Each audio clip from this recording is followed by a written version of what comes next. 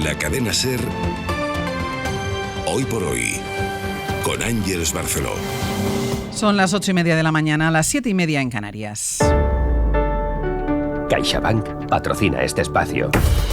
Tiempo para el análisis, tiempo para el abierto. Mañana de jueves lluvioso en buena parte del país, y además con bajada de las temperaturas. Estamos todavía en verano, pero empieza a aparecer, si uno mira al cielo, en algunos puntos de la península empieza a aparecer esto un poquitín otoño. Con Cristina Monge, ¿qué tal? Muy buenos días. Muy buenos días. A ver, espérate, ahora, buenos días. Creo que las que nos resistimos a quitarnos las sandalias ya yo nos hemos dado ellas. Cuenta que efectivamente empieza el otoño. Ya, pero yo, como hoy me voy a Pamplona, que mañana hacemos el programa desde Pamplona, bueno. hoy pero desde Pamplona, en la maleta he puesto zapato cerrado, zapato cerrado por si acaso, Eso pero es. no me he resistido todavía hasta mañana a quitarme las sandalias. Estefanía Molina, ¿qué tal? Muy buenos días. Muy buenos días. Yo también he tenido este debate esta mañana cuando me vestía. Pero tú te has cerrado ya los zapatos. Exacto, yo vengo con zapatos de tacón. Y Nacho Corredor, ¿qué tal? Muy buenos días. Buenos días. Yo ayer me mojé. Tú ayer te mojaste. En Barcelona. Ya llovía. Y repito porque soy tu favorito, Ángeles, esta semana. Esta semana. No, me ha gustado lo de la puntualización de esta semana. Esta semana. También hay otra frase que tú sabes que está muy de moda últimamente, que es hacer de la necesidad virtud. Ahí estamos. Que es otra posibilidad. Y no me hagas hablar más. Vamos a empezar. Hay muchos asuntos. Les decíamos a las 8 de la mañana que hay muchos asuntos que recorren el mapa del mundo de punta a punta, pero que todos acaban repercutiendo o teniendo consecuencias en España y en la política interior. Pero yo antes me quiero detener en un dato que hizo público ayer el CIS, más allá de la intención de voto, más allá de la polémica sobre la cocina, en la intención de voto. Hay un dato que además los sociólogos refrendan, porque ahí sí que el CIS tiene muchas encuestas, es decir, tiene datos muy buenos, y hay un dato que me parece preocupante, pero sobre todo me parece preocupante porque es un dato que va al alza desde que el discurso anti-inmigración ha tomado el discurso político, ya no solo de la ultraderecha, sino de la derecha y, bueno, en algunos momentos también de los partidos progresistas que no saben distanciarse lo suficientemente del discurso xenófobo de la ultraderecha, que vincula a la inmigración con la delincuencia, que vincula la inmigración con la seguridad, que vincula la inmigración con el paro, etcétera, etcétera. Y esto quedó absolutamente reflejado en el CIS de ayer. Ana Fernández Vila, ¿qué tal? Muy buenos días. ¿Qué tal, Ángeles? Buenos días. Porque resulta que este verano la preocupación por la inmigración por parte de los españoles ha crecido 20 puntos. Cuando se les pregunta de manera espontánea, respuesta espontánea, ¿cuál es su principal preocupación? La inmigración, 20 puntos más. Pero llama la atención que luego, cuando se les pregunta a los españoles por los problemas que le afectan realmente en el día a día, en su vida, la inmigración baja hasta el 5º puesto. La mayoría dice que no le afecta personalmente. Sí, según el CIS, en solo 2 meses, la inmigración ha pasado de ser la 4ª preocupación de los españoles a liderar el ranking de los problemas que existen actualmente en España por delante de los problemas políticos en general, así los identifica este barómetro, y por delante también del paro o la crisis. Pero, como decías, Ángeles, la cosa cambia cuando se pregunta a los encuestados por los asuntos que les afectan personalmente. En este caso, los españoles aseguran que los problemas que más les afectan en primera persona son, por este orden, la crisis, la sanidad, la precariedad, la vivienda y, ya en el 5º puesto, la emigración. La encuesta de la que hablamos se realizó entre el 2 y el 6 de septiembre con el debate migratorio en auge tras semanas de enfrentamiento político por este asunto y cuando Sánchez acababa de volver de su gira por África, de los países de origen de parte de los inmigrantes que llegan a España. Si nos fijamos en los datos por partidos, los votantes de Vox son los que más ven la inmigración como el principal problema, casi el 60% según el CIS. Y de lejos, pero por encima del 30%, les siguen los votantes del PNV, los del PP y los de Junts por este orden. En el arco izquierdo, la inmigración es el gran problema para el 23,7% de los votantes del PSOE, seguidos de los de Bildu y Esquerra, y para el 13% de los de Sumar. En cualquier caso, el CIS no identifica los motivos por los que los españoles ven la inmigración como un problema. Eso en cuanto a partidos, y en cuanto al género y la edad, la preocupación, según el CIS, es bastante homogénea, aunque es ligeramente mayor, 2 puntos más, para los hombres que para las mujeres, y algo similar ocurre con la edad. No hay grandes diferencias, pero sí preocupa un poquito más entre los encuestados que tienen entre 25 y 55 años y menos a partir de los 75 años. Ana, gracias. A vosotros. Ayer cuando conocíamos este dato nos acordábamos de esos CIS en los que en respuesta espontánea los españoles decían que su principal preocupación era la economía, y cuando se les preguntaba que concretaran decían no, si a mí mi situación económica no es mala, pero había la percepción de que la economía iba mal. Ahora la percepción es que la inmigración es un problema. Y claro, ante esta percepción, ante el discurso de la extrema derecha, el discurso de la derecha que ha ido calando, y yo creo que esta respuesta lo demuestra, ha ido calando en la sociedad, la pregunta es ¿cuál es la realidad? ¿Cuáles son los datos? ¿Cuáles son las cifras? Y por eso le hemos pedido a Nicolás Castellano, buenos días. ¿Qué tal? Buenos días. Como una especie de informe sobre la situación migratoria en España. Primero, ¿de qué estamos hablando cuando nos referimos a la inmigración como un problema? Fíjate, Ángel, solo hay que ver las fotografías o las imágenes que estamos viendo ahora mismo en los medios de comunicación y las redes sociales que se han utilizado para ilustrar esta noticia sobre la encuesta de opinión del CIS para encontrar la respuesta. Muchos de los encuestados en este y otros estudios piensan en la patera y en el cayuco, piensan en el control fronterizo, en la frontera. El dato objetivo es que la inmigración solo apareció como primer supuesto problema de los españoles a finales de 2006 y 2007. ¿Por qué? Porque en ese momento asistimos a la emisión permanente también de imágenes y fotografías de los sobrevivientes de la llamada crisis de los cayucos. Más de 34.000 personas llegaron a Canarias. Así que la sobreexposición mediática es uno de los primeros elementos que supone realmente este dato, el 0,5% de la inmigración que ha llegado a nuestro país en los últimos tiempos. El 0,5% desde principios de los años 90. En 40 años aproximadamente de llegadas de personas en barcas de pesca a nuestras costas, empezó en Andalucía y casi una década después en Canarias, han alcanzado España menos de 500.000 personas en pateras. Esto nos daría una media de 12.500 personas al año, aunque hay años como este de picos un poco más altos. Otro dato, solo del 95 al 2000 llegaron a España más de 5,5 millones de extranjeros a través de aeropuertos, que es la principal vía de llegada. 500.000 de personas entran cada año a través de, sobre todo, el Prat y de Barajas a nuestro país. Otro dato actualizado de llegadas irregulares a España por aquello del discurso engordado. A 15 de septiembre, según el portal de ACNUR, han llegado a España 38.000 personas. Somos el segundo país en llegadas después de Italia, que sigue encabezando con 44.000 migrantes y refugiados, allí donde va hoy el señor Núñez Feijóo, y Grecia está muy cerca de las cifras españolas con casi 37.000. Otro dato, ¿cuántos son migrantes y cuántos son refugiados? Se confunde muchas veces este término. Pues resulta que en España el número de personas que llegan en patera cada vez más representa un número de refugiados, 11.000 malienses. Esto supone casi un tercio de los que han llegado a nuestro país, que huyen de la guerra y de la inestabilidad en el Sahel. Una percepción o un peligro con los refugiados que no tuvimos con los 200.000 ucranianos que llegaron en 4 meses en el año 2022, cuando empezó esa guerra, a nuestro país. Se activó una directiva europea de acogida, se activó una directiva que les permitía tener un permiso de trabajo inmediatamente, no había percepción. Tampoco en los medios de comunicación hablamos de avalancha, llegada masiva y otras expresiones que se usan en los medios para los que llegan desde la frontera sur. En todo caso, hemos acudido a varios expertos, primero en las zonas de llegadas, en Canarias. Escuchamos al profesor Vicente Zapata, que es el creador del Observatorio de la Inmigración de Tenerife. Desde hace ya algún tiempo esto se veía venir y es lo que nos debe de poner en alerta, ¿no? Que tenemos que cuidar muchísimo la evolución que sigue este tipo de cuestiones, porque estamos a muy poco de que en diferentes lugares puedan surgir conflictos pues mucho más graves, mucho más explícitos de los que ya estamos presenciando, ¿no? De la frontera sur a otros foros de análisis que tenemos en el resto de España, como los que promueve Gemma Piñol, que es una veterana de la investigación de las migraciones y también colaboradora del Consejo de Europa, de la Universidad Pompeu Fabra, y que señala una de las claves. Esto no va de cifras. La mayoría de los estudios que conocemos relacionan la preocupación que expresa la población en encuestas de opinión sobre inmigración no a la realidad de las cifras, no a la realidad del momento, sino a la presencia del fenómeno tanto en los medios de comunicación como en el debate político. Por lo tanto, yo creo que uno de los ejercicios que hay que entender es que cuanto más presencia y cuanto más debate ruidoso hay sobre estos temas, más crece la preocupación. Y esto vuelve a la reflexión sobre la importancia de un debate público, sereno, basado en datos, riguroso y sobre todo nada populista en relación a este fenómeno. En todo caso, la radiografía completa de la inmigración en España es mucho más compleja, mucho más diversa. En enero de 2024, el número de inmigrantes o extranjeros que están en nuestro país asciende a 6,5 millones, según el INE. De ellos, prácticamente el país creció 413.000 personas en el último año, que tiene que ver con la llegada, como decimos, por los aeropuertos. Esto es un 7% más que en el año 2023. Y solo un par de datos más sobre quiénes son los extranjeros que viven entre nosotros y que va mucho más allá de los muelles de Canarias, ¿no? Las principales nacionalidades: Rumanía, 1.120.000. La segunda ahora mismo es Italia, 449.000. La tercera, Reino Unido, 400.000. Y eso que hay 200.000 que todavía no han regularizado su permiso de residencia después del Brexit. Y le sigue Bulgaria.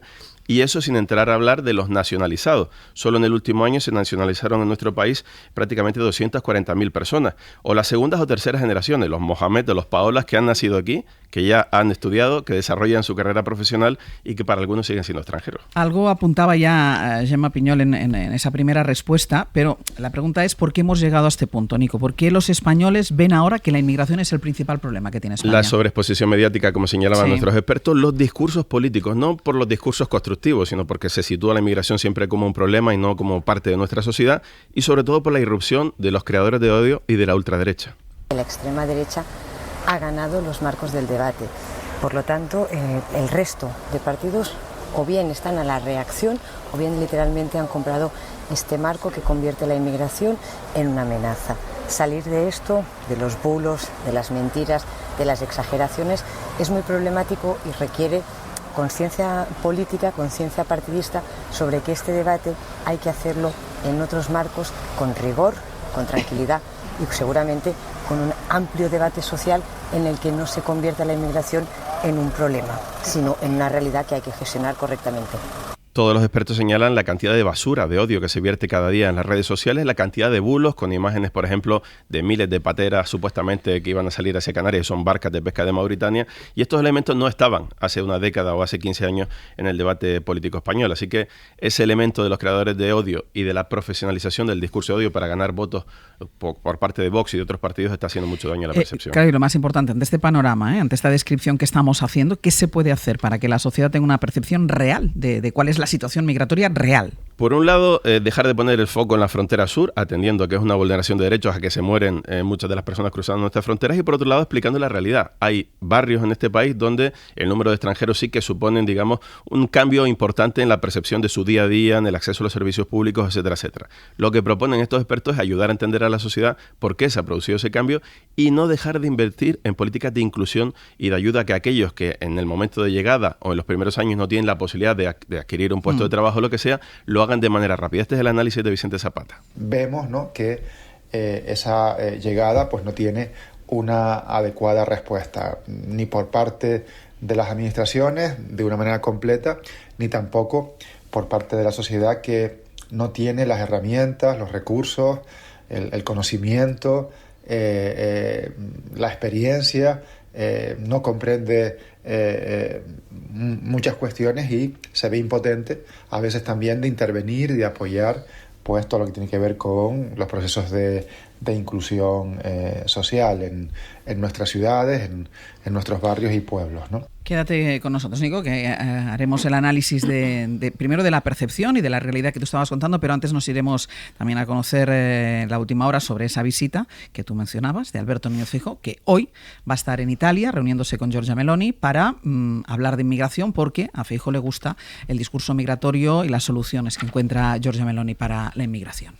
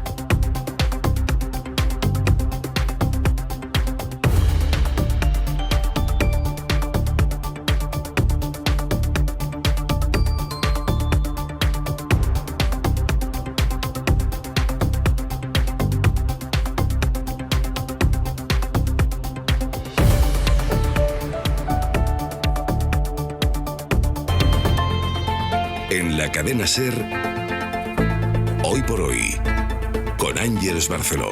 8:47 de la mañana, 7:47 en Canarias. En el abierto, Cristina Monge, Estefanía Molina y Nacho Corredor. Estábamos hablando de esa percepción, primera preocupación que destaca el CIS de los españoles sobre la inmigración, comparando o contrastando esta preocupación con los datos reales. Nos ayudaba a ello Nicolás Castellano, y la constatación, y lo decían los expertos con los que hablaba Nico, bueno, de la presencia en la vida pública del discurso de odio, del discurso de la ultraderecha, un discurso que ha ido copiando también la derecha en este país, en este caso el Partido Popular, y lo vamos a constatar hoy mismo porque el presidente del PP está en Italia, porque se va a reunir con la primera ministra de ese país, Giorgia Meloni. Mariela Rubio, hola de nuevo. Hola de nuevo, Ángeles. Porque Feijóo admira ciertas políticas en el tema migratorio de la líder postfascista, la ha elogiado varias veces, pero ahora quiere preguntarle concretamente por su política migratoria, que para Feijóo está siendo todo un éxito, aunque esto suponga enviar a los migrantes a campos en Albania, que es lo que está haciendo Italia. Sí, para Feijóo, Meloni es un ejemplo de gestión en materia migratoria. De hecho, en las últimas semanas, tanto él como distintos portavoces del PP lo han repetido casi constantemente. Así, el líder popular va a aprovechar la cita de hoy en Roma para confrontar con Sánchez, al que ayer volvía a acusar de no tener ninguna política sobre inmigración. El modelo de inmigración es el que funciona, es el que mezcla legalidad y humanidad, es el que distingue entre la migración regular y la migración irregular, es el modelo del Pacto Europeo de Migración. Es justamente plantear una política porque España no la tiene. Hablaba así en La Sexta. Desde la calle Génova insisten en que Meloni no es equiparable a la extrema derecha de Orbán y recuerdan que recientemente el primer ministro británico, el laborista Starmer, se interesó, es textual, por los avances notables en política migratoria de Italia. No quieren los populares, Ángeles, dejar espacio a Vox en esta materia, quieren quedarse en solitario con esa bandera, pero Abascal ayer tiraba de ironía y, preguntado por el encuentro de hoy, respondía: me gusta que a mis aliados sean cada vez más considerados. Y es que para Vox el PP en el fondo está terminando por avalar su discurso migratorio. No está previsto que haya hoy una comparecencia conjunta Feijóo-Meloni, pero Feijóo sí va a comparecer junto al titular italiano de Exteriores, Tajani, cerca de las 2 de la tarde. Gracias, Mariela. A vosotros. Percepción de los españoles, Cristina, versus realidad que nos contaba Nico, y esa necesidad que decía una de las expertas, Gemma Piñol, que había hablado con Nico, de establecer los límites del debate en un debate sosegado y en un debate pausado. Totalmente. Y justo con esa pretensión de hacer un debate sosegado, déjame que ponga, antes de empezar a analizar todo lo que estamos hablando, déjame que ponga una cautela, ¿no? Y es que efectivamente ayer en el CIS conocíamos una subida muy abrupta de la preocupación por la migración cuando se preguntan por los problemas del país, no cuando preguntan por uno propio.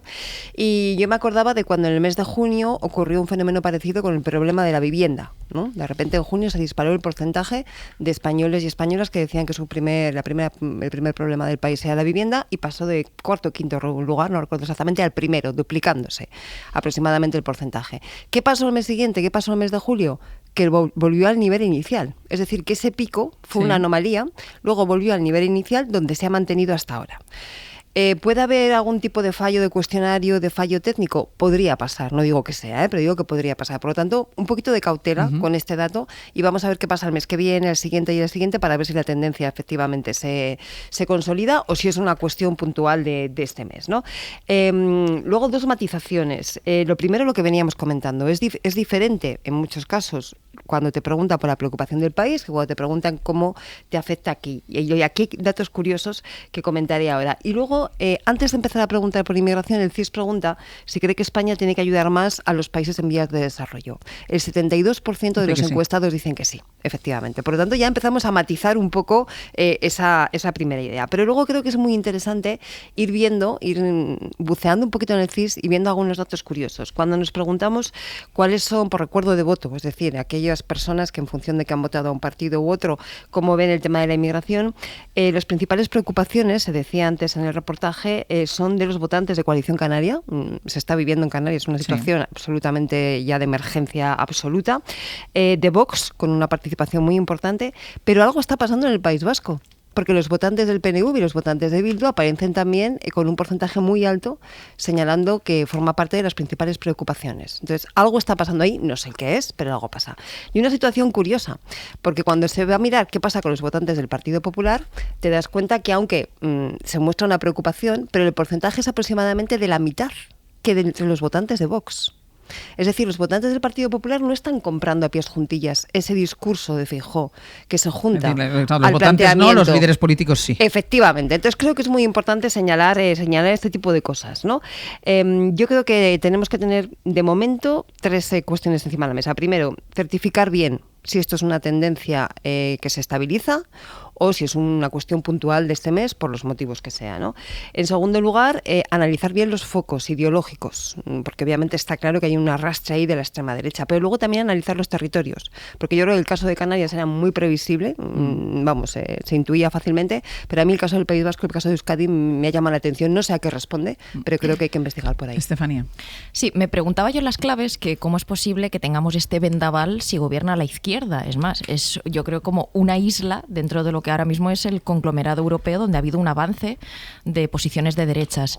Y yo llego a varias conclusiones. Creo que obviamente la primera es la cuestión de la desinformación, de los algoritmos. Yo recuerdo este verano tener la impresión de que en mis redes sociales todo el tiempo aparecían vídeos de estas características. Por tanto, vemos una gente joven y por el nicho de edad que se decía de quién percibe que es un problema, 25-55 años, son personas muy implantadas ya en las redes sociales. Por tanto, circulan todo ese tipo de vídeos, de informaciones o pseudoinformaciones, pero yo luego también creo que falta impulso ideológico.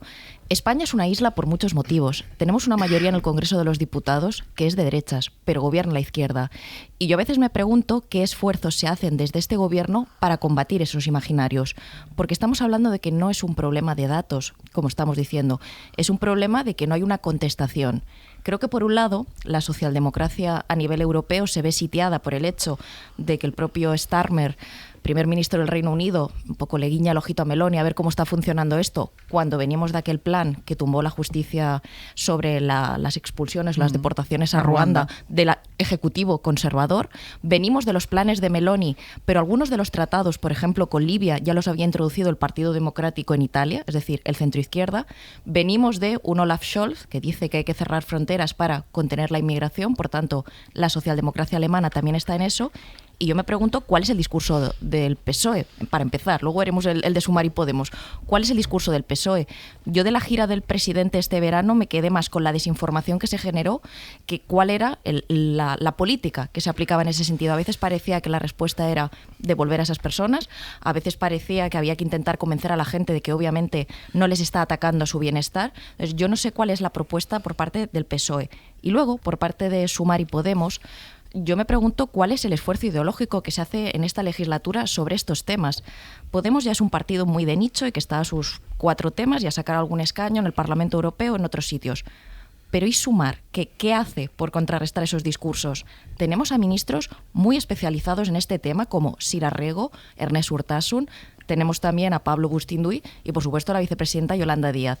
Creo que nos está faltando esa batalla ideológica que siempre se ha reservado para la izquierda del PSOE, que alguien la dé, que alguien ponga negro sobre blanco, porque la consecuencia de todo esto es que ya hay 2 socios, que son el PNV y Junts, que a lomos de este vendaval que tiene consecuencias, no tienen problemas en irse acercando a las posiciones del PP con el tema multireincidentes, con el tema de migración, etcétera. Y eso ya tiene una consecuencia en las votaciones del Congreso. Nacho.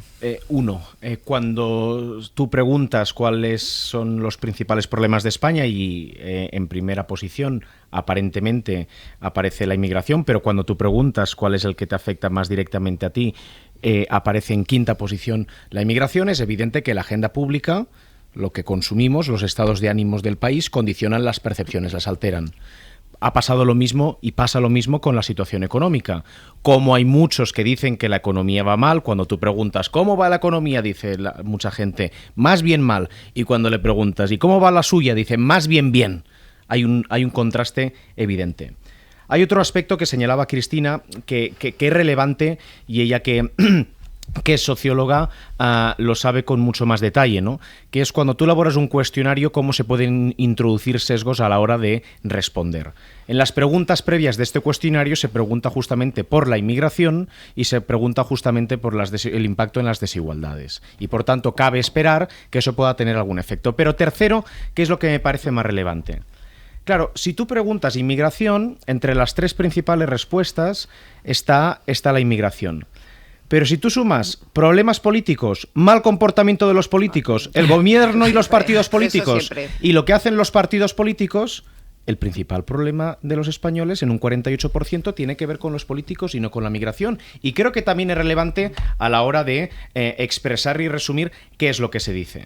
Porque no sé exactamente cuál es la diferencia entre lo que hacen los políticos y el mal comportamiento de los políticos, y sin embargo tiene dos categorías claramente diferenciadas en esta encuesta. Eso lleva siendo así hace un tiempo, y ya sabes, Nacho, que siempre nos hemos quejado, porque efectivamente cuando valoramos cuál es la preocupación, las preocupaciones, cuando la preocupación es la política, pues es la política, pero cuando tú después divides eso entre el comportamiento de los políticos, lo que hacen los políticos, la imagen de la política, es que es imposible hacer el análisis, y además nos ha impedido poder comparar con anteriormente. Dejadme un momento, que me voy a publicidad, y a la vuelta, Nacho, sigo contigo, que te ha interrumpido Cristina, no entiendo cómo. A la vuelta sigo contigo y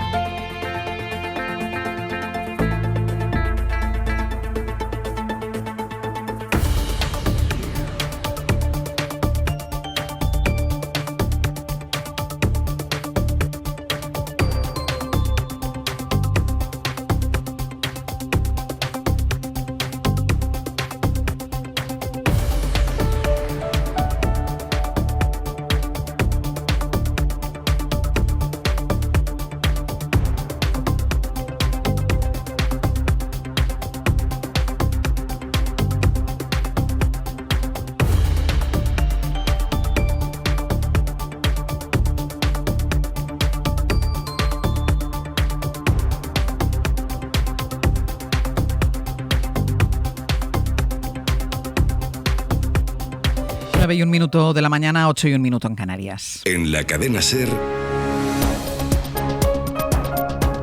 Hoy por Hoy, con Ángeles Barceló. Es noticia que acabamos de conocer. La Guardia Civil ha detenido al hombre que presuntamente conducía la narcolancha que pasó por encima de unos agentes en Barbate y mató a 2 de ellos. Sergio. Fue el 9 de febrero cuando los arrollaron en esta zona de Cádiz. En un primer momento la investigación falló y detuvo a otros hombres que quedaron libres después. Ahora la Guardia Civil cree haber dado ya con el presunto autor del homicidio y ha identificado a otras 3 personas para las que se han emitido órdenes de detención. Javier Bañuelos. ¿Qué tal? Buenos días. Desde que el pasado 9 de febrero asesinó con su narcolancha Alcolancha a los 2 agentes en Barbate, era uno de los fugitivos más buscados por la Guardia Civil. La investigación sufrió varios baches, detuvieron por error a 6 personas que no estaban implicadas en este asesinato, pero ahora sí, los investigadores aseguran que han detenido a Karim Gabarde, un ciudadano marroquí de 32 años arrestado en Cádiz como el presunto autor material de la muerte de los agentes David y Miguel Ángel. La UCO también ha identificado a los otros 3 narcos que iban a bordo de esa goma, pero no han dado con ellos, por eso han sido emitidas 3 órdenes internacionales de detención debido al convencimiento de que se encuentran fuera de España. De la política, mañana el presidente del gobierno se va a reunir con los presidentes de Galicia, Andalucía y el Lehendakari Imanol Pradales con el debate de fondo de la financiación autonómica.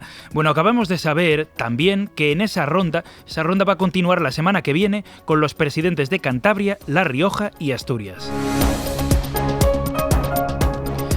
Un juzgado de Zaragoza investiga al alcalde de Fuendetodos, un municipio de 150 habitantes, señalado el alcalde por el supuesto desvío de 400.000 euros a un abogado externo. El alcalde de Ciudadanos habría contratado al abogado para defenderse, pero ha gastado en él más de lo que cobra el ayuntamiento entero. Pedro Jiménez. La querella contra el alcalde de Fuendetodos de Ciudadanos le atribuye los presuntos delitos de malversación y prevaricación por contratar a dedo a un abogado para que le defiendan los pleitos que acumula el ayuntamiento por sus decisiones municipales. Así van 400.000 euros en 2 años y medio, más de lo que ganan todos los empleados del consistorio. La querella se pregunta si las actuaciones administrativas irregulares y caprichosas del alcalde están influenciadas por este letrado, practicando de esta forma una rueda perversa de saqueo de las arcas municipales. La juez ha admitido a trámite la querella de la concejal socialista y ha reclamado al ayuntamiento las facturas y los expedientes que justifican la contratación del abogado. De los deportes, Sampe, los partidos del Atlético y el Barça completan esta noche la primera jornada de la Champions. Que se ha extendido en 3 días. Los 2 partidos son a las 9 de la noche en el Metropolitano. Los de Simeone reciben al Red Bull Leipzig y los de Flick visitan al Mónaco con la posibilidad de que Ansu Fati vuelva a disputar unos minutos de azulgrana. Ayer perdía el Girona 1-0 con el Paris Saint-Germain, con gol de Nuno Mendes en el minuto 89 por un fallo de Gazzaniga, y en casa se disputa un partido adelantado de la jornada 7 de la Liga en Primera, Leganés Athletic y los 2 de la Champions desde las 8:30 de la tarde en Carrusel Deportivo. Ayer además le ganó 2-1 el Betis al Getafe en partido aplazado de la tercera jornada.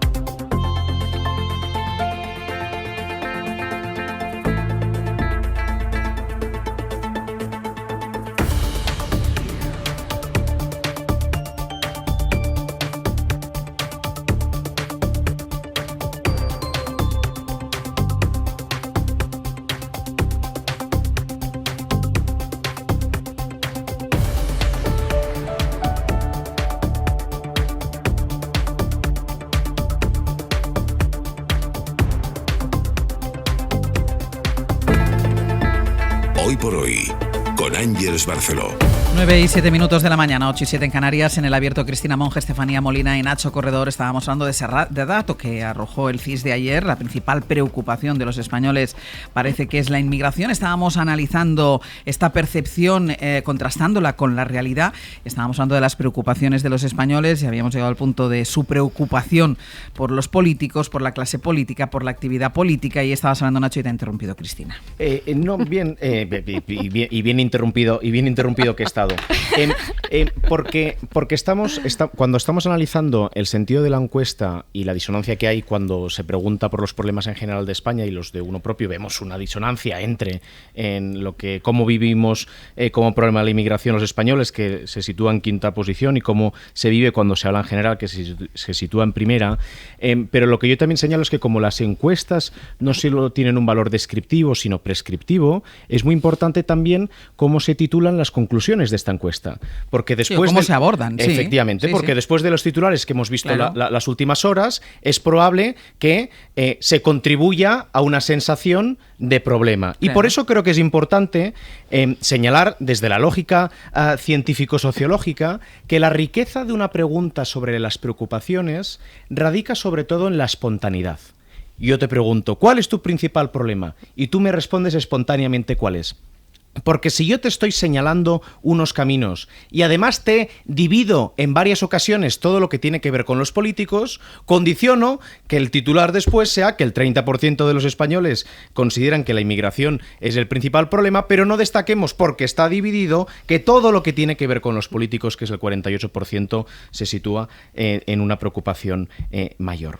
Y además la realidad es la que es. Este mes de agosto Frontex, que es quien controla las autoridades europeas que controlan nuestras fronteras, actualizaba sus datos respecto a la migración de este año, ¿no?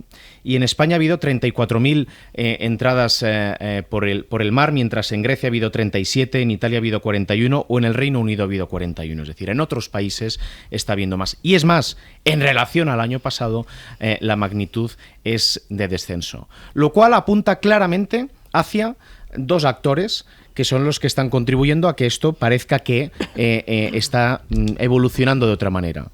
Los políticos que introducen temas en agendas, y en particular Vox y el Partido Popular. Hay una visita de Feijóo a Meloni justamente para hablar de inmigración. Y los medios de comunicación, la agenda, cuando tú pones la televisión, y no es lo mismo la primera noticia que aparece que la segunda, que la tercera.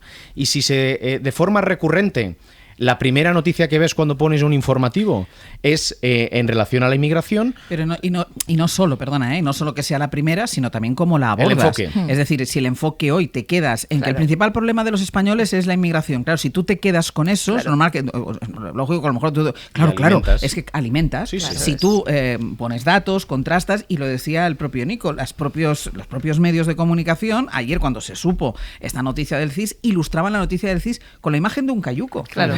Pues a lo mejor no. Bueno, yo, sin ánimo de tergiversar y entendiendo lo que han dicho mis compañeros, no creo que todo sea... Es que la pregunta estaba mal hecha. Que he entendido, el planteamiento. Bueno, para no tener ánimo de tergiversar, pero a mí no ha sido tan simple, ¿eh? Nadie ha dicho eso, No, sí, pero porque yo sí creo que estos debates están en la calle. Magníficos profesionales que saben hacer estupendos cuestionarios. Fíjate, por ejemplo, eso que decía Nacho de que por qué está tan disgregada la pregunta sobre los partidos políticos, etcétera, eso fue una de las grandes críticas que le ha hecho la Academia a José Félix Tezanos. Es porque se disgrega tanto, porque entonces parece que la política no es un problema. Pero volviendo al tema que yo decía antes de los discursos ideológicos, hemos de ser conscientes que la ultraderecha también ha penetrado en sectores de la izquierda. Este discurso llamado rojipardo de ciertas izquierdas que dicen, no, ¿cómo vamos a robarle las pensiones a estos migrantes, que las paguen en su país? Lo que te están viniendo a decir es que también creen que es un problema. Y esta izquierda, que viene de los sectores de la izquierda alternativa, también es fuerte en Europa. Y luego se añade algo, que yo creo que es un poco la punta de lanza de por qué esto tiene cuartelillo ahora mismo, es la situación actual en la Comisión Europea o los movimientos tectónicos de la Unión Europea. Hemos de ser conscientes que esta comisión ha amparado, por ejemplo, el plan de Meloni. La actual presidenta de la Comisión, von der Leyen, considera que estas soluciones imaginativas o creativas, como ella misma dijo en una carta, los países miembros podían estar abiertos a estudiarlos. Esto de mandar a las personas a Albania como si fueran cajas y no seres humanos. Entonces, ha habido un amparo por parte de ciertas posiciones creyendo que a lo mejor le hacía falta esa ultraderecha para continuar en la Comisión Europea. Y luego se le añade algo peor. Hoy en día las ultraderechas, está un poco igual feo decirlo así, pero están divididas entre las que parecen buenas y las que parecen malas, aunque todo es ultraderecha. Tenemos una ultraderecha, que es la que le conviene a la Comisión Europea, que es que Meloni cierre filas con Europa. Bueno, ella hace sus cositas, ¿no? Monta sus planes en Albania, pero no cuestiona de fondo el proyecto comunitario. Es una ultraderecha, vamos a llamarla posibilista, o así lo piensan en los círculos de Bruselas. En cambio, tienen otra ultraderecha que quieren dejar fuera de las instituciones, y ya la dejan fuera, que es la de Orbán.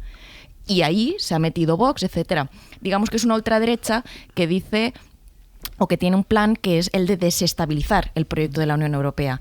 Entonces, dentro de lo que es la propia Unión Europea, se ha llegado a esta conclusión. Hay dos ultraderechas, una que desestabiliza y otra que no desestabiliza. Exacto, y luego está ya la nazi absolutamente, ¿no? Que esa ya ni entra en los parámetros de la Unión Europea. Pero seamos conscientes también de esta hipocresía que se está dando. Yo creo que mucha gente progresista se ha dado cuenta, ¿no? Hay una que es buena y otra que es mala. Una porque desestabiliza el proyecto y la otra porque busca encontrar soluciones dentro del proyecto. No nos parece tan mala. Y otra que es la derecha no ultra, que va asumiendo progresivamente postulados de esa ultraderecha. Y entonces, efectivamente, estamos viendo cómo Alemania está diciendo que hay que controlar las fronteras. Los Países Bajos ayer pedía formalmente a la Unión Europea desvincularse de la política común de asilo. Estamos viendo cómo en Italia se plantean estas políticas que comentaba Estefanía, ¿no? De directamente echar a la gente a Libia, Albania, etcétera, etcétera, en condiciones absolutamente denigrantes.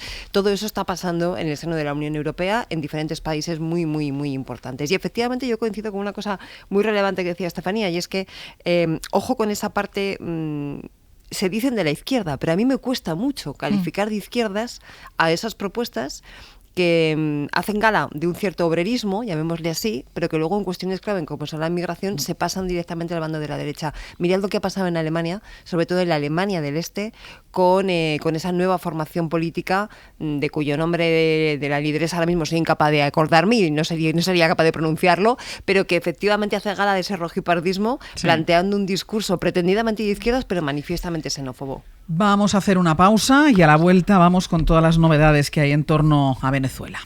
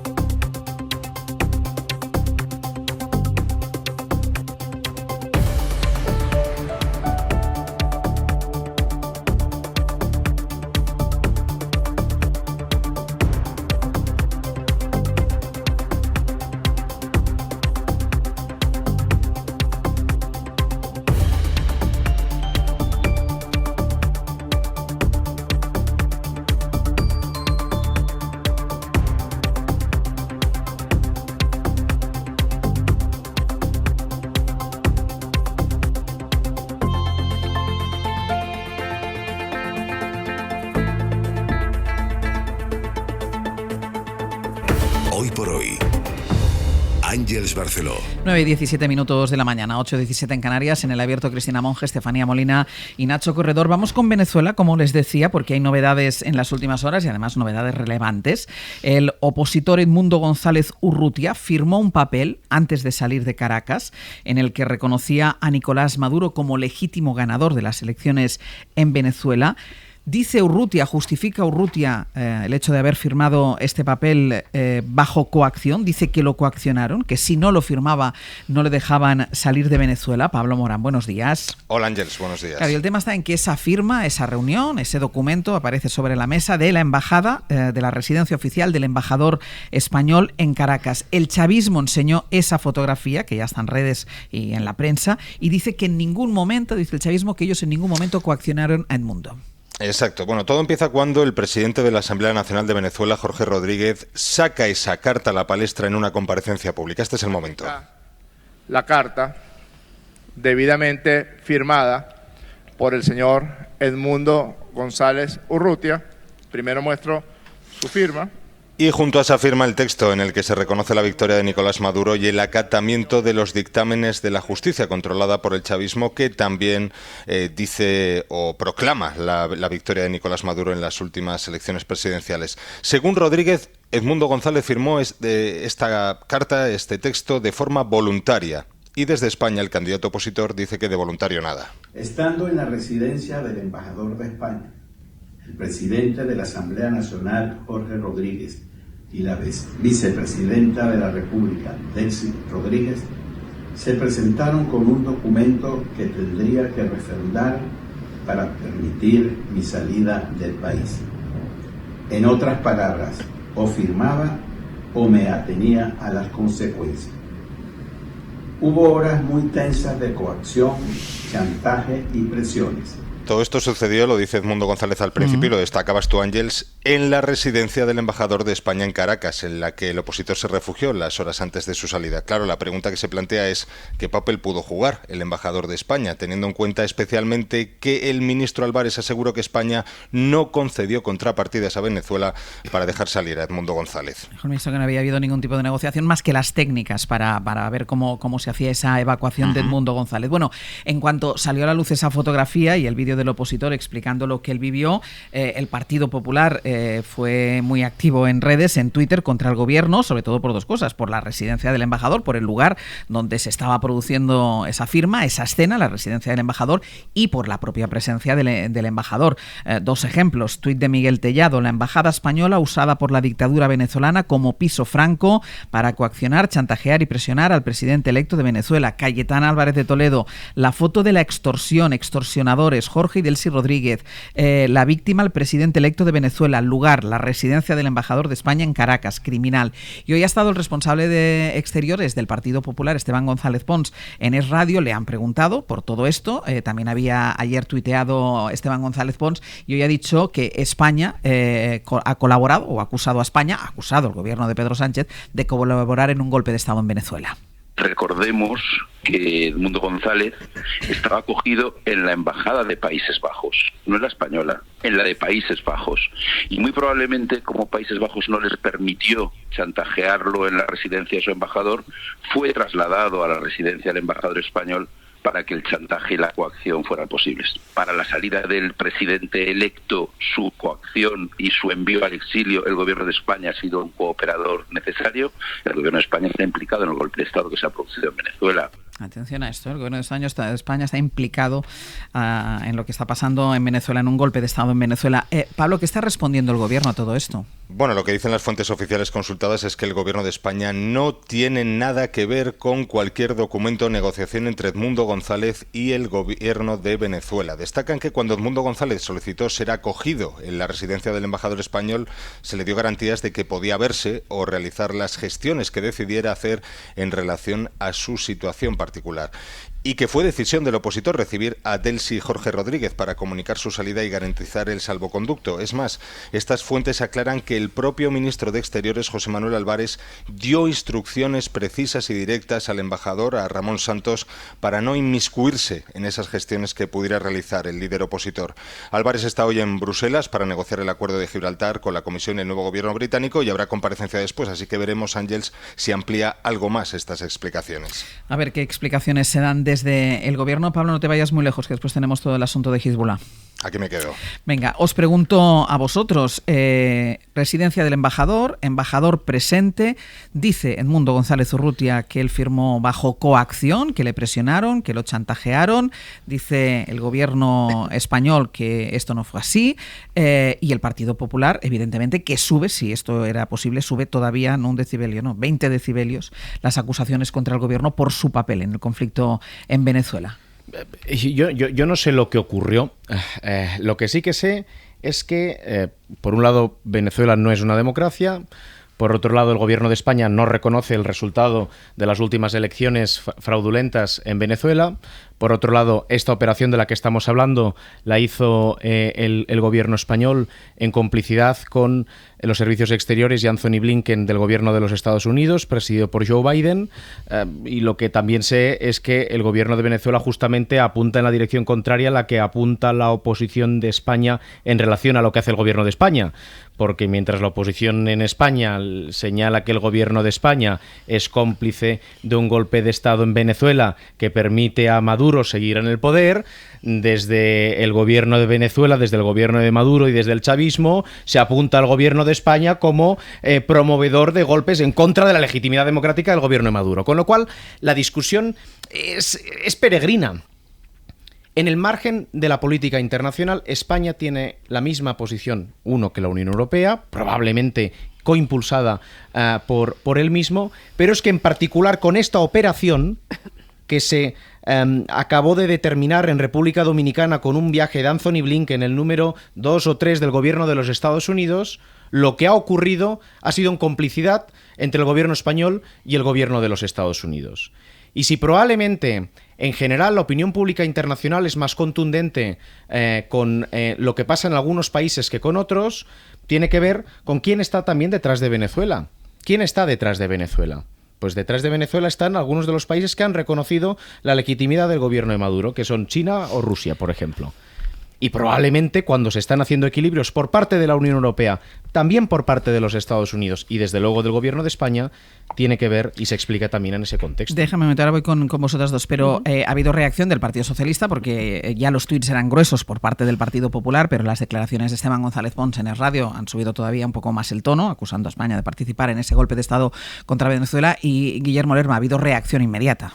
Sí, del Partido Socialista, que directamente, Ángels, pide la dimisión de Esteban González Pons. Fuentes de Ferraz aseguran que es intolerable que el encargado de las relaciones internacionales del PP, dicen, sea un hooligan cuyo único problema es la frustración de no haberse enterado de que Edmundo González estaba refugiado en la Embajada de España en Venezuela y que sería acogido en nuestro país. Fuentes de Ferraz aseguran que las acusaciones que realiza González Pons en esa entrevista en Es Radio son de tal gravedad que dudan de que sea consciente de lo que está diciendo. En todo caso, explican estas fuentes, eso no es disculpa y sus palabras de hoy son la gota que colma el vaso. Por ello, el PSOE exige la dimisión inmediata de Esteban González Pons. Gracias, Guille. Hasta luego. El problema también de este asunto es que hay tanto ruido que el análisis sereno también es muy complicado. Y lo digo porque yo sí que creo que esa escena requiere una explicación. Yo sí creo que, primero, ¿por qué cuando llegó Edmundo González Urrutia a España lo primero que dijo no fue, oiga, yo he salido, pero es que a mí me han obligado a firmar un documento? ¿Por qué se hace en la embajada y el embajador está allí, pero el embajador no tuvo nada que ver con la coacción? Él se quedó al margen, pero has ofrecido tu residencia. Es decir, yo sí creo que es necesaria una explicación por parte del gobierno, que en un inicio dijo que no había habido ningún tipo de negociación, que simplemente lo que hubo allí son, vamos a ver cómo le vamos a sacar de aquí. Y creo que en la medida en la que la función del periodismo tiene que ver con la búsqueda de la verdad, esa aspiración que tú tienes se acabe cumpliendo. Claro, yo tengo un sesgo distinto. Yo tengo un sesgo distinto a la hora de aproximarme a la realidad. Y mi sesgo es que estamos inmiscuidos en mitad de un proceso de negociación. Y como no tengo dudas de que se acabará sabiendo, porque en el siglo XXI todo se acaba sabiendo, lo que me pregunto es en qué medida es oportuno no saberlo. Porque entiendo la lógica de las relaciones internacionales y porque entiendo las contradicciones e incluso, y lo explicito así, las mentiras que en muchas ocasiones se dicen. Pero a donde quiero apuntar es que la ausencia de información del Gobierno de España, la contradicción o la mentira, es la misma que avala el gobierno de Estados Unidos que está metido en esta operación. Eso es lo que yo quiero, eso es a donde yo quiero apuntar. Es decir, la mentira no es consecuencia de lo que desde la oposición se puede señalar, que es la traición del gobierno de España a los valores democráticos que defienden pero este es el problema. Es que este es el problema. El lío es que la hipérbole continua en la que estamos metidos este es el problema. Nos impide analizar las cosas. Hipérbole protagonizada por el Partido Popular. Fundamentalmente. Nos impide analizar las cosas con un poquito de, yo creo que de rigor, ¿no? A nadie se le escapa que una operación como la que se produjo hace un par de fines de semana, en la que el opositor, el líder de la oposición, probablemente ganador de las elecciones de Venezuela, probablemente, de repente pide asilo político en España y viene para acá, no es una operación sencilla. Es una operación donde intervienen el cuerpo diplomático, entiendo que los servicios de inteligencia, y donde hay muchas cosas que se sabrán y otras muchas que probablemente no. Porque la lógica de las relaciones internacionales, de los servicios de inteligencia y del cuerpo diplomático es esa lógica. Sobre todo cuando estás en un proceso tan delicado como ese. Efectivamente, todo lo que rodea esa foto es raro. Para empezar, que exista la foto. Porque si te están coaccionando y estás firmando bajo coacción y estás en una embajada de otro país extranjero, etcétera, etcétera, ¿a quién se le ocurre hacer una foto? ¿No? Para seguir que esa foto aparezca ayer, cuando este señor lleva ya en España 12 días aproximadamente, más de una semana. Entonces, todo esto efectivamente necesitaría una explicación, porque todo es raro, pero entendiendo que la lógica de las relaciones internacionales, de la diplomacia, en una situación tan conflictiva como la que se está viviendo en estos momentos, implica muchas veces esa discreción absoluta, incluso cosas que se sabrán, pero pasados unos años o pasado un tiempo prudente, ¿no?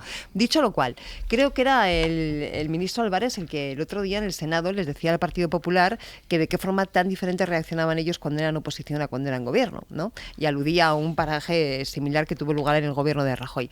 Yo creo que este es un ejemplo estupendo para comprobar que muchas veces nos fijamos en la responsabilidad que tiene un gobierno, obviamente, pero que pocas veces nos fijamos en la responsabilidad que tiene también la oposición.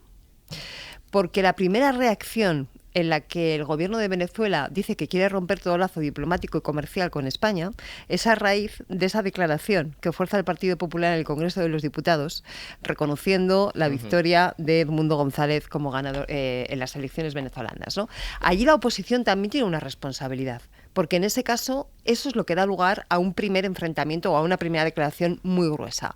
Con esto no quiero decir que no haya que decir lo que se piensa, ni muchísimo menos, pero la oposición, por mucho que no tenga la obligación y la responsabilidad de gobernar, tiene también la obligación y la responsabilidad de ejercer como oposición y saber que lo que hace también tiene repercusiones. Y además, Cristina, en una materia como esta, o sea, la política exterior es una materia de Estado. Claro. Siempre lo ha sido, además, siempre. O sea, ¿desde cuándo se hace oposición en materia de política exterior? Bueno, pues, esto es lo que está haciendo el Partido Popular. Desde hace 3-4 años.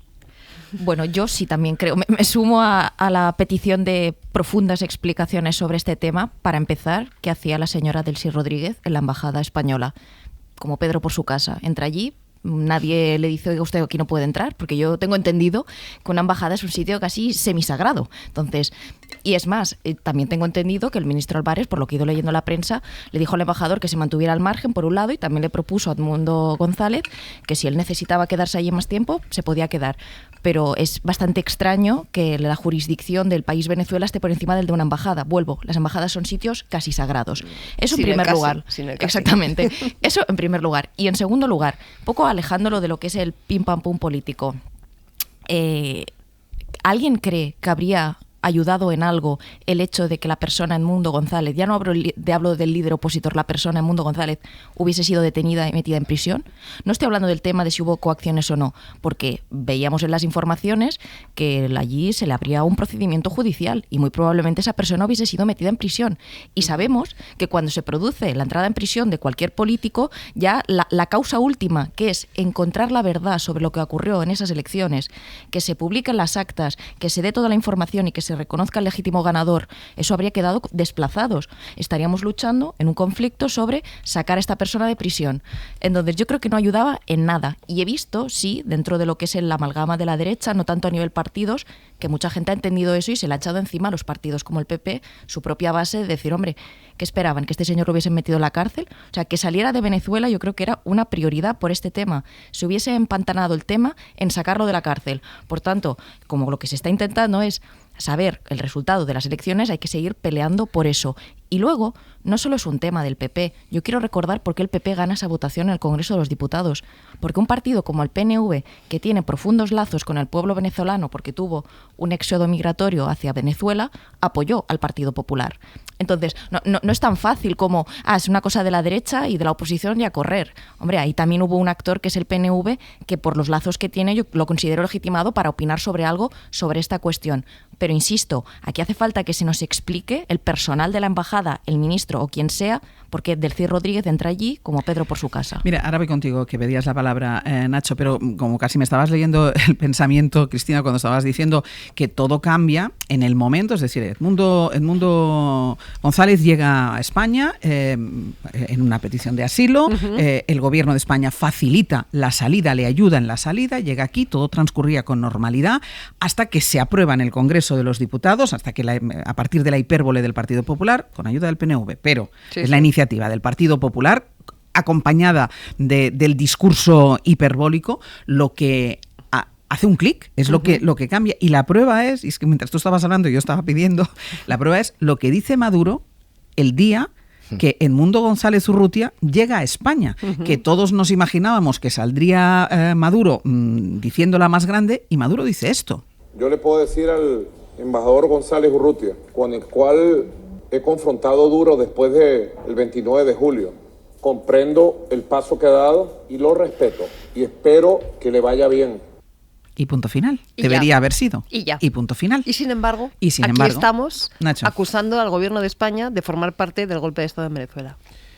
Que es la acusación que este fin de semana hacía el gobierno de Venezuela al gobierno de España en contra del propio gobierno de Venezuela. Y por eso insisto en que es llamativa las coordenadas en las que en nuestro debate local se tiene este debate. Porque la realidad es que el gobierno de España tiene la misma posición que el gobierno de los principales países europeos. Esa es la realidad. Y además tiene un papel preeminente por vínculos históricos, económicos, culturales y de ambición de tener un papel en la resolución de este conflicto. Y el gobierno de España ya ha señalado, no reconociendo el resultado de las elecciones, que lo que hay que hacer es transicionar hacia un nuevo escenario. Y se produce una operación como esta, que es el síntoma de un fracaso, porque si Venezuela fuera una democracia no haría falta acoger y atender a las demandas de asilo político de un político venezolano en nuestro país. Una operación que se hace negociando entre España, Estados Unidos y obviamente el gobierno de Venezuela. Y probablemente para verle el sentido que tiene y hacia qué dirección apunta lo que ha ocurrido, esto contribuye a que el chavismo se quite un problema de encima y por tanto a consolidar el régimen de Maduro, o esto contribuye a transicionar hacia un nuevo escenario en una búsqueda permanente de equilibrios en el juego de las relaciones internacionales. Pues Estados Unidos, que es el país que en principio defiende con más vehemencia el orden liberal internacional, y Occidente en contraposición a China o Rusia, hasta hace muy poquito, y justamente como consecuencia de su enfrentamiento con Rusia, estaba en complicidad con el gobierno de Venezuela y no pasaba nada. Y ahora no, ahora estamos en otro escenario en el que en cualquier caso, insisto, el gobierno Biden y el gobierno Sánchez están exactamente en la misma posición. Y justamente por eso hay determinadas hipérboles de los dirigentes venezolanos contra nuestro país. Mira, déjame pedir la palabra a Estefanía, pero por completar un poco el dibujo del día de hoy, de estos últimos días, hoy el Parlamento Europeo vota, y el Parlamento vota la resolución que forzó el Partido Popular para pedir también ahí en el Parlamento Europeo el reconocimiento de Edmundo González como presidente electo, y al final al PP se han unido los grupos de la ultraderecha. En Estrasburgo, corresponsal en Bruselas, Enrique García Pozo, buenos días. Hola, buenos días, Ángel. Enrique, al contrario de lo que pasó con Guaidó, hoy el Europarlamento se va a quedar dividido, porque ni liberales ni socialdemócratas quieren aceptar ahora ese reconocimiento. Sí, la situación es diferente a la de 2018. Entonces sí, populares, socialistas, liberales y reformistas y conservadores se unieron en una resolución que se aprobó por una amplia mayoría, pero la poca utilidad de ese reconocimiento es hoy uno de los motivos que explican que el resto de las fuerzas europeístas mantengan de momento la prudencia. Fuentes socialistas justifican su posición, la de no pedir ese reconocimiento en línea con el criterio de los 27, es algo que comparten verdes y liberales, por coherencia con el criterio de Josep Borrell, del alto representante, y también por utilidad. Se miran en el espejo del reconocimiento de Guaidó en 2018. Varias fuentes de esos grupos coinciden en que fue un fracaso. Lo cierto es que en privado, Ángels, el análisis de los grupos es prácticamente el mismo. Reconocen que los resultados de las elecciones venezolanas no son válidos, pero la discrepancia está en la fórmula. ¿Qué hacer? El lunes los grupos intentaron llegar a un acuerdo, se sentaron en la mesa para intentar impulsar una resolución conjunta que tuviera el respaldo de en torno al 70% de los eurodiputados, porque consideraban que estaría mejor para solucionar este problema que hubiera una única voz en el Parlamento, pero socialistas y liberales pedían al PP que retirara esa condición, la de reconocer a Edmundo González como presidente electo. El PP se negó, socialistas y liberales, también los verdes, se levantaron de la mesa. ¿Quién se quedó en esa mesa? ECR, el grupo que lidera el partido de Meloni. A esa resolución se van a unir también los votos de los patriotas, el grupo donde está Orbán y que lidera el partido de Marine Le Pen. Esto, bueno, que firme el partido de Meloni no es nuevo, pero que se apoyen en los votos de los patriotas sí puede tener otra lectura, ¿no? Porque el PP se apostaba por hacer un cordón sanitario a ese grupo. En el PP nos dicen que no se rompe ningún cordón porque el texto llega al Pleno tal cual salió de su grupo. Los socialistas dicen que flaco favor le hacen a la democracia venezolana apoyándose en la extrema derecha. Será de momento el texto que tiene ahora mismo más votos, pero todavía no está cerrado. Basta más si es que no es, en cualquier caso. ¿Cuándo se vota esto? A partir de las 12 se votan varios asuntos, así que probablemente la votación de Venezuela alcance las 2 de la tarde. Pues iremos informando de eso, Estefanía. Déjame que me vaya a publicidad y vuelvo contigo.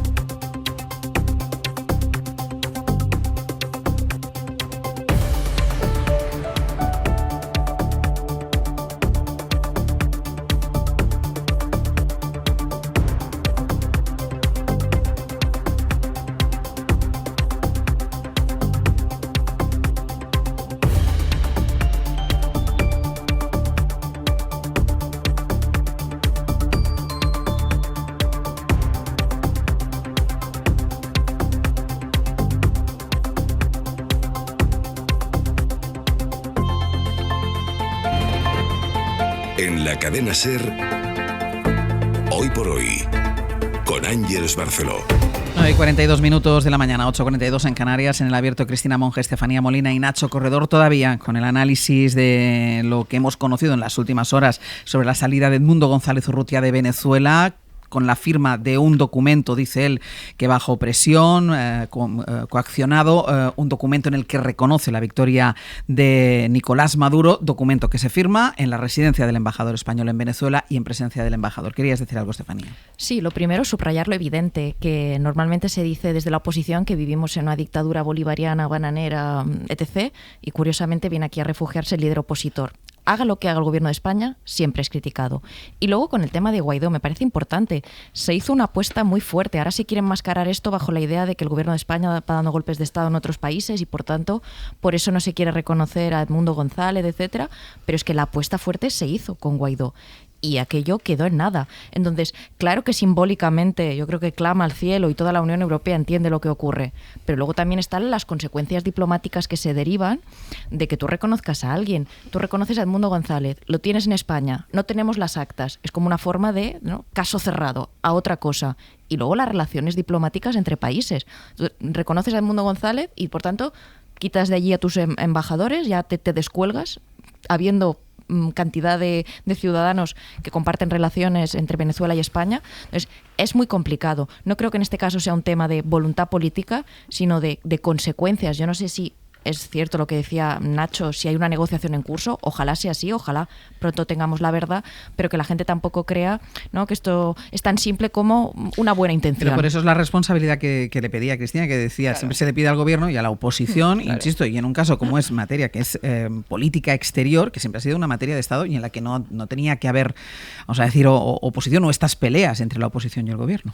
Bueno, y hay que entender la dimensión interna de lo que pasa en Venezuela. En Venezuela tiene, en términos relativos, diría que también absolutos, más generales que el gobierno de los Estados Unidos. Es un país muy militarizado y todo también se hace en la lógica de evitar que el proceso de transición pues sea lo más violento posible. Pero dos cosas. La primera, el documento ese tiene el valor que tiene.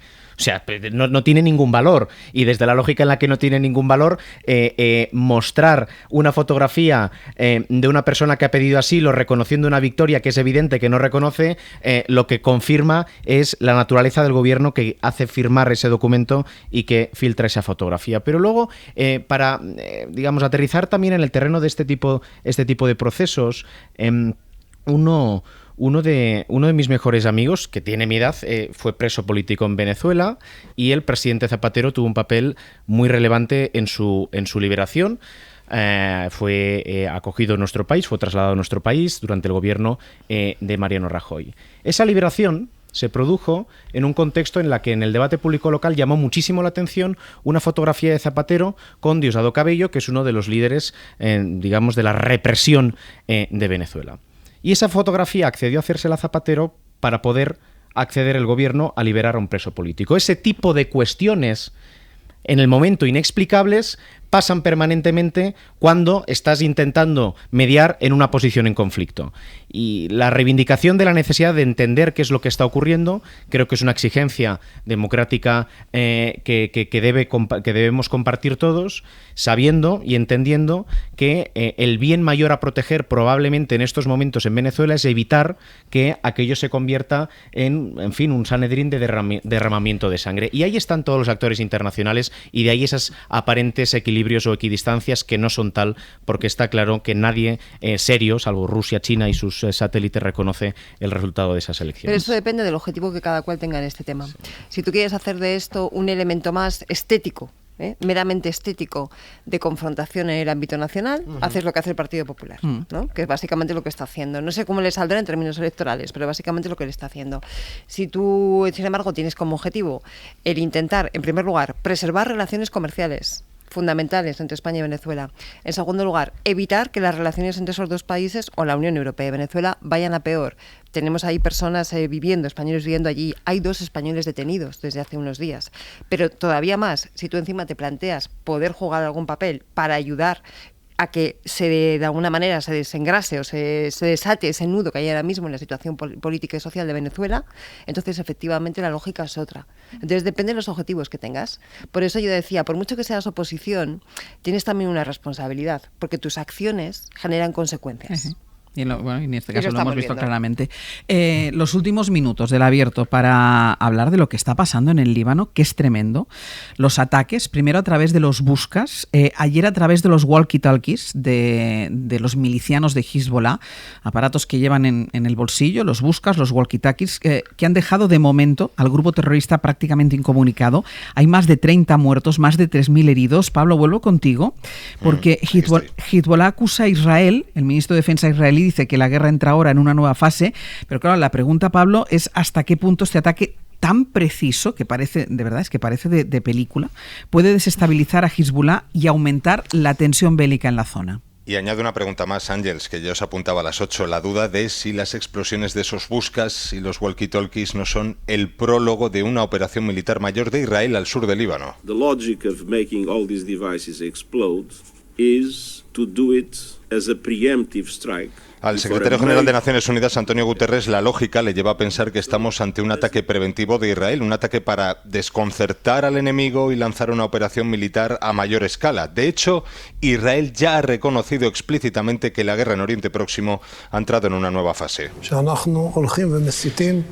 Una nueva fase centrada en el norte, en su frontera norte, según destacaba este miércoles el ministro de Defensa israelí, centrada en asegurar la zona de la frontera norte de Israel, de donde han sido evacuadas miles de familias por la continua llegada de proyectiles de Hezbollah lanzados desde suelo libanés. ¿Cuál puede ser entonces la intención de Israel? Esta es la opinión de Luz Gómez, catedrática de Estudios Árabes Islámicos de la Universidad Autónoma de Madrid. Cuando Israel habla de zanjar y estabilizar su frontera norte, no está hablando de la frontera reconocida internacionalmente. Está pensando en invadir de nuevo el sur del Líbano y crear lo que ellos llaman una franja de seguridad, y eso es inadmisible para el pueblo libanés en general y para Hezbollah en concreto, que son la población de mayoría del sur del país.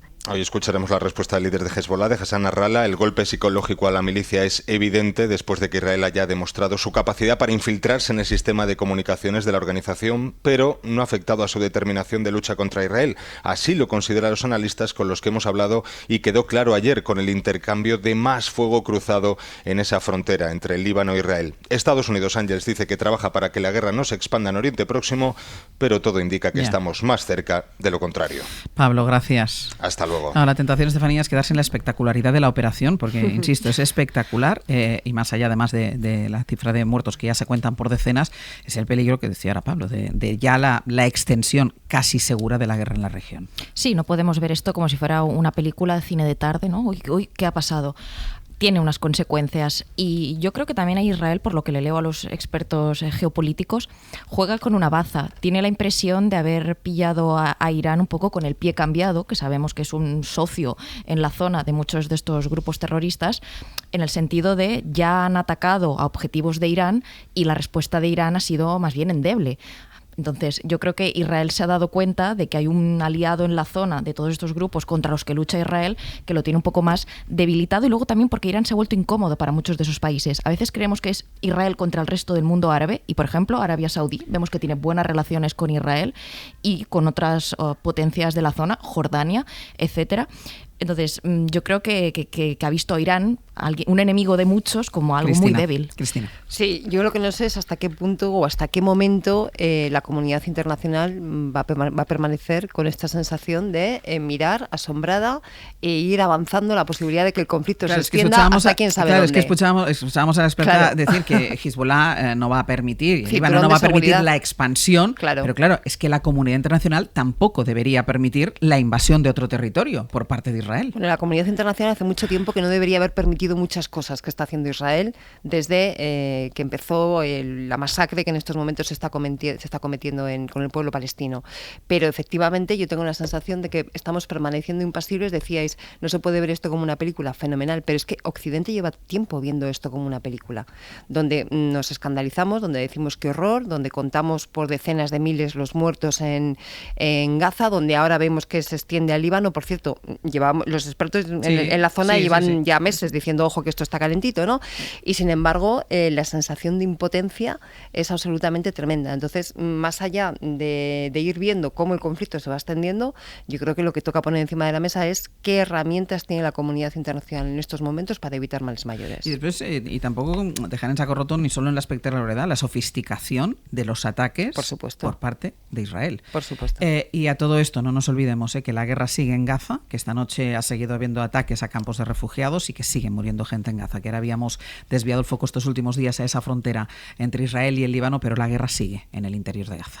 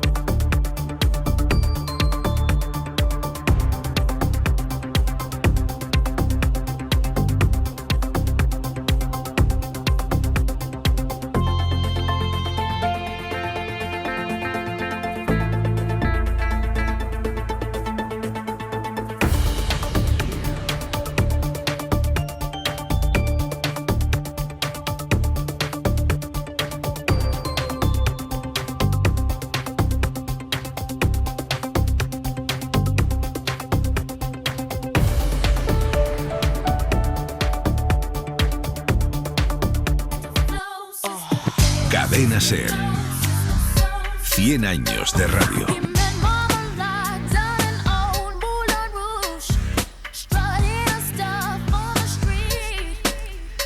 Vamos a ir terminando ya el abierto. Sergio Castro, Ana Usle, buenos días. Muy buenas. A ver, ¿qué contáis? Muchísimas cosas tenemos hoy. No sé por pues qué solo hay 2 horas y 20 minutos. Pero los jueves hay mucha no sé cómo lo voy a hacer. Mucha plancha. Para empezar, el nombramiento de Teresa Rivera como vicepresidenta de la Unión, por ejemplo. Esa cosa loca de la explosión de... Veníamos hablando antes de los dispositivos que llevan los milicianos de Hezbollah. Sí. Que, por cierto, ha habido un debate enorme dentro. Si se dice Hezbollah, no sé.